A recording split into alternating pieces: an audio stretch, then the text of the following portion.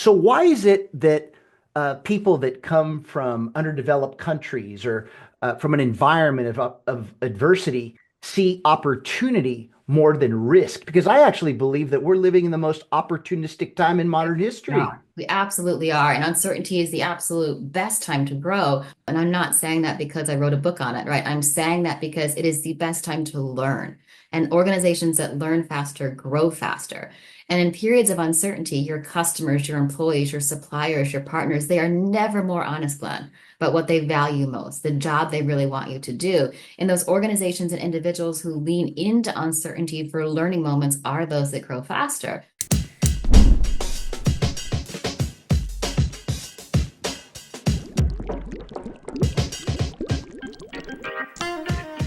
You are listening to Personalization Outbreak, a podcast about the collapse of traditional corporate standards in today's more personalized world.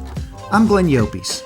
I'm a leadership strategist, author, contributor to Forbes, and founder of the Leadership in the Age of Personalization movement. On this show, I'm interviewing executives across multiple sectors to find out how the balance between standardization and personalization can exist. Hello, everyone. Welcome back to Personalization Outbreak Podcast. I'm sure you know by now that uncertainty is here to stay. See, rather than seeing it as an obstacle to overcome, integrate it into your strategic approach to invigorate your high growth potential and outperform competition under any market conditions. You see, strategy is about making choices around where to play and where not to play, how to win, how to allocate resources among competing priorities, and critically, what to do. All these choices must be made when you never know everything you'd like to know. See, these are the words and beliefs of our guest today, Dr. Rebecca Homkes. Rebecca is a high-growth strategy specialist and executive advisor. She's a lecturer at the London School of Business and faculty at Duke's Corporate Executive Education, advisor and core faculty for the Boston Consulting Group, and a former fellow at the London School of Economics Center for Economic Performance. Now, today we're going to talk about her new book, Survive, Reset, Thrive, Leading Breakthrough Growth Strategy in Volatile Times. Now, Rebecca's book is about facing uncertainty head on to not just survive, but to thrive. And I highly recommend this book, and I'll make sure to remind you about it throughout our time today. But why do I like it?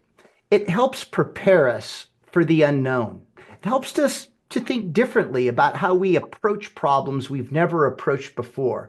And it really helps us remove the fear out of uncertainty. So Rebecca, welcome to the show. During our prep call, I felt like I really clicked with you. You've got a tremendous personality. And boy, you're as smart as they get. So thanks for joining us today. Oh, no, Glenn, thanks for having me. It's my pleasure to be here. So Rebecca, who are you? And why is this important? Because we could talk about your credentials all day long. But who are you? And how has your journey really prepared you to fully understand why uncertainty is here to stay? Yeah, Glenn, thanks for asking. So, you said it in my bio. I am a high growth strategy specialist, which means I spend every single day talking about strategy, working with strategy, trying to figure out how to help leaders and organizations grow. And I did not, start at 5 or 6 years old thinking I was going to grow up doing strategy, right? I actually was born in Michigan, grew up in the Midwest. I'm very much a Midwestern girl. Went to Indiana University, where I graduated as their top graduate. And then I got something called a Marshall Scholarship. So there's only about 20, 30 in the country, moved to the UK. I very much had a plan back then that I was going to do, 2 years in the UK and go straight back to the US and join a consulting firm. I did a year in the UK, fell in love with the UK, got directly accepted to the PhD program, and started PhD in economics in 2006. So why does that matter? Because that means, a year or two into a PhD in economics, we had the great financial crisis. And one of my very first jobs was teaching executive education to the British Foreign Office and trying to explain the financial crisis and all these complicated economic terms in simple language that people who did it every day would need to know. So my very first thing I ever did was take the most complex, ever-changing thing that was a moving target and try to explain it in a way that leaders could make actionable. So I did that. I did several other projects on management and leadership, and then moved to LBS, started teaching strategy, but more importantly, learned about something called YPO, the Young Presence Organization. So never ever intended to run my own consulting firm. Always for a bit thought I'd go back and get a job. And then I kept getting hired to work with companies. And so, late 20s, single, enjoying life, living in London, I said, Glenn, well, I'll just do this independent stuff till it doesn't work anymore. Then I'll move back to the US and get a real job, right? And luckily, over a decade later, it's still working. I never had to get that real job. And I just happened to fall into something that I absolutely love doing. What a journey. Yeah. So what did that all teach you about uncertainty and why you think it's here to stay? If I go back to uncertainty was around in '01, right? Uncertainty was around in '07 to '09. Uncertainty was around in 2016 when we had Brexit and, of course, the surprise election results in the US. We're facing uncertainty now. And the frustrating thing is not that uncertainty is here. The frustrating thing is that most tools and playbooks we give leaders running companies assume that it's not. Assume that it's something we need to manage down or eliminate or treat as risk, which we put into risk registers in the back of our strategy appendix, rather than assuming from day one it is here to stay and let's build strategies to take advantage of it and get the upside and the opportunities from it in a real way, not a cliche way, rather than Hmm. assuming it down or turning it into risk. So that's the frustration. As soon as you get out of the mindset that I'll just wait till this passes, or the mindset of this is a risk to manage down, and say, I'm in a moving, shaping world and I'm going to set up a company to take advantage of it, that's when the power moves really start coming into play. Boy, that was packed with a lot of wisdom. Let's see if we can get to Yeah. the heart of this because you've made me think a lot about things I want to ask you. That's And what the we're first supposed to one do, is, Glenn, right? We're supposed to make people think and challenge their ways of thinking. So okay, so let's do this. yeah, Let's do this. I know that I've done some work for a risk management yeah, company, and I'm finding that there's a lot of things that were insurable in the past that yeah. are not Mhm. anymore. And we're also learning that all this risk management is all interconnected now. Yes. Why is it that the most obvious risk Mhm. is ignored? Yeah. Is it cost, or is it they just make the assumption, well, that's never going to impact my growth strategy? Yeah. What is it? Well, we do a couple of things. We see obvious risks, but if I actually just pause you, we equate the future with risk, right? And if we take a big step back, Glenn, like our brains were not made to do strategy, right? None of us came out of the womb ready to be strategists. We have to acknowledge that. Now, I'm not an evolutionary biologist. I don't think you are either. So we'll try not to simplify someone else's field. But if you think about how the brain was formed, we are formed to see the unknown, and then especially an unknown future, as a risk or something to protect against. And as we kind of grow our careers, we still see it that way. So if I'm an insurer, my entire business model is based on assessing and pricing risk, right, appropriately. If I'm running the insurance company strategy or any strategy, I need to do a better job of seeing the future, not just as a risk, but as a series of growth opportunities. We have massive climate changes. We have massive AI disruption. We have a massive push for personalization for our employee journeys and how we work with customers.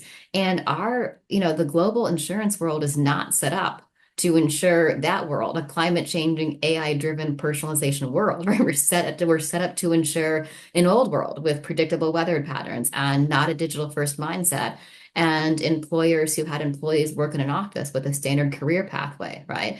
And the first insurance firm that actually says, hey, all of these macro trends, I see a great growth opportunity in them, is going to be the one that prospers. So let's touch on this. Um, I've always believed that when you see adversity up Yeah. close, it feels daunting. Yes. But when you zoom out, Hmm. you start seeing the opportunity within Yeah. the adversity. Mhm. When you were giving me your response, this made me think about my parents. Both my parents, Cuban immigrants, and they always taught me opportunities are everywhere, Yeah. yet few have eyes to see them. Mhm. It's like standardization almost conditions us to Mhm. see the glass half empty rather than half full. So, why is it that people that come from underdeveloped countries or Yeah. from an environment of Mhm. adversity see opportunity more than risk? Is it they're just so conditioned to see risk as their best friend, they'd rather see it in terms of what the upside can be? I mean, why is it so difficult for people to see opportunity in uncertain times? Because I actually believe that we're living in the most opportunistic time in modern history. We absolutely are. And uncertainty is the absolute best time to grow. And let's hit that first. Uncertainty is the best time to grow. And I'm not saying that because I wrote a book on it, right? I'm saying that because it is the best time to learn. And organizations that learn faster grow faster. And in periods of uncertainty, your customers, your employees, your suppliers, your partners, they are never more honest, Glenn, about what they value most, the job they really want you to do. And those organizations and individuals who lean into uncertainty for learning moments are those that grow faster. But the answer to your question is the classic entrepreneur disruptor versus disruptee story is we have something known as a protectionist mindset. So once we have something, we want to protect it. So once you have a company or a business model, we want to protect it. So we see a changing environment as something which presents a threat. You know, for an immigrant going to a new country, just like we're an established, we're an entrepreneur trying to come into a new market, we see all these dynamics, all these dynamics as things that we could grab and prosper from and grow ourselves. And how you put that, and it's cliche to say entrepreneurial mindset, so I don't. I say, that growth mindset, how you build that growth mindset into companies to see the value creating opportunities is a capability you want to build. And here's a simple way to do it. Stop asking what could happen. No, we're trained at the end of a strategy conversation or even a business model review, frankly, to ask, well, what could happen? And when we ask each other what could happen, we tend to think of the downside because of this protectionist mindset. But instead, if you ask the question, what could make us or what could break us? And always say make us first, because here's what I found, Glenn. If I ask a team of any industry, name top, 10 to 15 things that could break us, those big killers, they can jot them off without even brainstorming. Big long list. If I ask that same team, give me 10 or 15 kickers, those things which could make us, outsized value creation opportunities, they struggle. It often takes a couple of hours. And because we have not built that part of our muscle. So I like to change the question from what could happen to what could make us or what could break us. I call them kickers and killers. And that's part of building this growth mindset is finding the kickers in everything. If I think about a traditional strategy, what's always in the appendix of that strategy? The risk register, right? Those multiple pages. You work with insurance, you know what I'm talking about, all the different colors and codes, everything that could go wrong. How many strategies have you seen with an opportunity appendix? The appendix, it says, here's all the other growth opportunities in the market. Hey, for focus reasons, we decided not to take, but I just want to call out all those opportunities. That's when you know you've got a growth company, when you see that in the appendix as well. This is how I summarize what you just said. It's about playing to win rather than playing not to lose. Yeah. That's what I take from this. Yes. We're playing. Strategy is a competitive game, right? This is a sport and we want to win. Now, unlike, a sport of American football where one player is going to win at the end of the game, multiple people can win, but let's not kid ourselves. We're hitting the field to win, right? Not just to compete. So to compete or to win, in this time of uncertainty, what must we begin to unlearn and relearn? Because you talked about how we need to learn to adapt to a different mindset to thrive, but to do that, what do we need to unlearn or relearn? What do you think? Yeah, there's a couple of things, and they're going to make a few people uncomfortable. We need to, I don't want to say completely unlearn, but we need to semi-unlearn planning and instead move to preparation. Planning still has its role in organizations, right? Especially in operational efficiency and project planning. We're not throwing planning away, but I want people to unlearn planning when it comes to growth and strategy. Planning assumes a linear, predictable world where the goal is to stay on track. Preparing claims for a world where I've got to make decisions based on beliefs, not waiting for facts, where I can only set milestones, not precise metrics, and I probably need to optimize for directions, not precise destinations. So push planning to the side a bit when it comes to strategy. Again, we're not throwing it away. It can stay inside the organization, but I want you to unlearn it as part of your strategy process.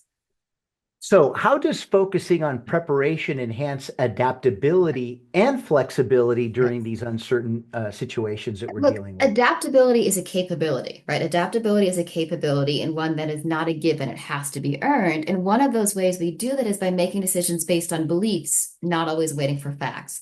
Now, the data scientists tend to get really upset when I say that, but to them who are listening, we're not throwing data away. Data is something that we're bringing in to triangulate to make some of these beliefs on, but beliefs are stances. And we're making choices based on these stances. But I want you, Glenn, to think about a growth strategy like your parallel pathing. I'm executing my growth priorities while I am stress testing my beliefs. And as I get information from the market that my beliefs are proven, I'm going to double down on that choice. But as things are kind of pulling back or disproven, I'm going to deprioritize something. And that's where adaptability comes in. It's not these big, massive shifts that we romanticize in strategy. Those are few and far between and empirically don't tend to work very well, though there's always the exceptions. It's that constant adjustment and adaptation as I'm testing beliefs, pulling a priority down and pulling it up. You know why that's really hard? Because if you're doing this well, you sometimes pause or stop a priority that is on track because the belief you had about why it should be a priority is no longer true. That's the discipline of a growth company, right? Yeah, this is tracking to the project plan, but this is no longer going to lead to that breakthrough growth that we meant. And you've got to build a whole different culture in the team to celebrate removing a priority that might have been on track because simply it needs to be displaced by something which has a bigger growth potential now. Okay, I'm going to throw this at you. Yeah. I believe that the most disruptive shift of the 21st century is this, that it's no longer about the business defining the individual, but about the individual defining a process towards a shared mission. In other words, we need to find that balance between standardization and personalization. Yeah. Because when you said beliefs and facts, standards are always driven by Yeah. facts. Mhm. Personalization is Yeah. about beliefs. Mhm. So, according to your Yeah. research and Yeah. hypothesis, Yeah. we should have both, shouldn't we? Yes. Yes, you're going to have, we're going to see trends. There's going to be trends. So think about it, Glenn, let's simplify it for our listeners. It's strategies about filling in this sentence. We are seeing X and we believe Y for 2027, which means Z for us, right? Separate the trend that we're seeing right now from our belief on how it's going to move going forward from the implication for our strategy. A classic entrepreneur trap is to conflate the trend with the implication. I am seeing AI do this, therefore we must do this in strategy. But there's something you missed there. What's your belief or the stance of how that's going to move? Because I can test the belief and, more importantly, I'm going to get feedback on whether or not that belief is proving out way before I get feedback on my priority. So if we're seeing, consumers and customers gravitate towards business models which favor personalization over standardization, then I've got a belief, right, about how quickly that's going to move and how much willingness to pay is associated with it. Then I'm going to actually execute some strategic choices based on that, right? And I Mhm. want to be testing that belief because that learning is going to be refining and adjusting my execution priorities. How many people or Yeah. organizations do you think are ready for what you're sharing with the Mhm. audience today? Because you're talking about things that might, like you said earlier, might make people feel uncomfortable Yeah. because what you're really doing is that you're pressure testing new ideas Mhm. that people might think of as too risky. Yeah. Why shouldn't they feel that way? I mean, if someone's listening right now and saying, "Hey, man, this sounds good. She's Yeah. smart, makes all the sense in the world. She's articulating it so well," but how can they see the practicality? Because when I listen to you, Mhm. this sounds very practical. Yes. But how do organizations take action on what you're talking about? It's supposed to be super practical because I see it in practice all the time. Now, that doesn't mean all the companies can do it. Let's not kid ourselves that having a consistent and successful growth strategy is easy. If it was easy, we wouldn't talk about why breakthrough growth strategies exist, right? Breakthrough growth strategy means you are breaking out of the linear growth trap that either you historically or the industry was in, and you are setting a new growth curve. By definition, those are going to be rare, but great. Hard stuff is great and fun because that means everybody can't do it, right? Practically, you sit down and align with your team, right? And set your beliefs. And then once you've got those beliefs, you build a belief tracker. And again, it's that parallel pathing. I'm going to, then because of my beliefs, we've chosen our top priorities. I'm going to be executing my priorities while I'm testing my beliefs. And practically, one question makes a difference. When you sit down with your team, every quarter or every month, whenever you do, to review the strategy, we tend to start that review meeting with the question, Are we on track to plan, right? Because we want to be on track to plan and we want to put the stoplight system up. Start the meeting instead with, has the situation changed? Because see, if the situation's changed, being on track to plan may or may not be a good thing. But much more importantly, we got to talk about that now. Given the changed situation, what should we be doing instead? So the long step process repeating is set beliefs, articulate beliefs, test beliefs. Short, change that question. Start the meeting with, has the situation changed? Okay, let's go deeper into your Yes. book, Survive, Reset, Thrive. Yeah. Tell us the importance of this loop thinking and how it differs from linear thinking in addressing complex challenges. Yeah, look, growth is a loop, not a line. And I know that sounds simplistic, but the majority of frameworks and tool books that we give our leaders are linear checklists. Hey, complete this out, fill this template, boom, you have a growth strategy. That's not how the real world works. We are going to constantly get shocks. They can be macro shocks, like a Brexit, like a COVID, like a war, like a surprise election. They can be internal shocks. You lose a major customer. There's a disruptive innovation in your field. You lose a major investor, and you've got to go into this stabilized mode. And then you come out of stabilization, you reset because the situation's changed. Then you go back to thriving again. And this constant iterative loop, which you get better and better at, which of course hopefully means you're spending more time in thrive. There's real power in that, right? Because loops are these forward momentum that's continually taking your organization forward. When we have these linear checklists, it's not the line just keeps going, Glenn. It ends up swinging. Organizations just swing their business model back and forth. There's a shock to the system, a recession. What do? I do a 20% cost cut across the board, which Mhm. I have zero strategy. I do layoffs, I do furloughs, I stop spending. Then, okay, great. I've got a present. The market's growing again. I'm going to swing and start spending again. So think as a company, you're swinging back and forth and you're not building capability in either, right? The market will swing, but your business model and strategy doesn't have to. You can always be on a growth pathway. So embrace the loop thinking, but you got to drop some ego with that because it means you could be in thrive mode and feeling like you're thriving. And there's a system shock that means you need to go back to survive or reset mode. And you've got to embrace that too. The first step of being in survive is frankly acknowledging that you're there, which I know feels like a bad Fight Club reference. And then you can get out of it because the sooner you go in and admit it, the sooner you can get out. So embrace its constant loop mentality. Well, this takes me back to, I think I shared this during our, Yeah. our, our pre-call, is that without strategy, change is merely substitution, not evolution. Yeah. And what I'm hearing from you is that it's easy to get stuck in substitutional mode if we Yes. don't have the loop mindset that Mhm. takes us towards evolution. Yes. So based on that, what can an organization and its leaders Yeah. unlearn and relearn Yeah. to embrace this loop mindset of survive, Yeah. reset, and thrive? The reset is the power move. And we know change management is hard. And unfortunately, we sometimes conflate things that are hard with things that we should avoid, right? And so Mhm. we like to avoid the reset for good reason. We don't want to scare the team. We don't want to scare the board. We don't want to take too much time away from execution. And so we get in this very, what I call a rolling strategy mindset. Every year we tinker, we might change a few words, we might put something on there, but we're roughly doing the same thing. So even though we intuitively know strategy is a 3-year game, most companies have had the same one for 10 years, right? If not 15 or 20. We're just kind of changing some things on the top, adding sustainability when it's cool, adding AI now that it's cool, but we're not really changing things that we're doing. So to bust out of that, you've got to unlearn. I'm sure things haven't changed very much and learn. I'm going to force a reset every 3 years, even if I feel things haven't really changed. And then you challenge all of those critical assumptions, and that's how you can build these successful and consistent growth strategies. And that means stop being afraid of the word reset. I purposely use the word reset. I get asked to tone it down sometimes, Glenn. Mm. Leaders will say, maybe we could call it reframe or revisit or, re-glance over, right? Like, let's tone it down so no one thinks we're going to change very much. It's like, well, part of this process is challenging all of these assumptions. And if the assumptions are still valid, cool, we're on the right pathway. When they're not, also cool. We've just found a growth opportunity that we can grab before everyone else. So there's power in being the teams that lean into the word reset.